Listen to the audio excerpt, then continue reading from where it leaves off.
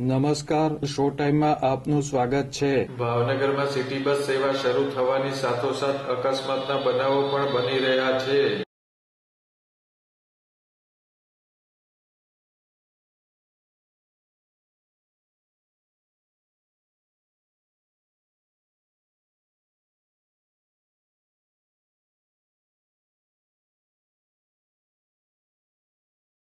ભાવનગર શહેરમાં વિવિધ રૂટ પર ઈ-બસ સેવા શરૂ કરવામાં આવી છે. સિટી બસ સેવાના પ્રારંભે જ એક સ્કૂટર સાથે અકસ્માતની ઘટનામાં મહિલાને ઈજા થઈ હતી.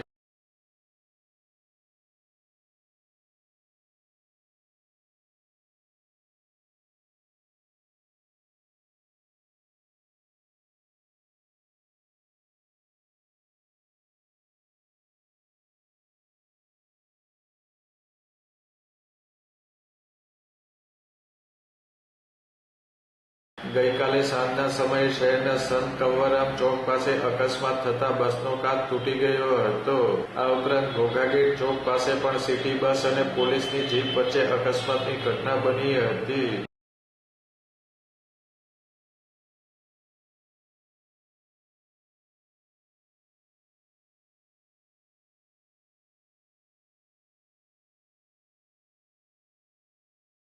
મહાનગરપાલિકા તંત્ર દ્વારા અકસ્માત નિવારવા માટે બસના ચાલકોને યોગ્ય તાલીમ આપવામાં આવે તેવી માંગણી કરવામાં આવી છે.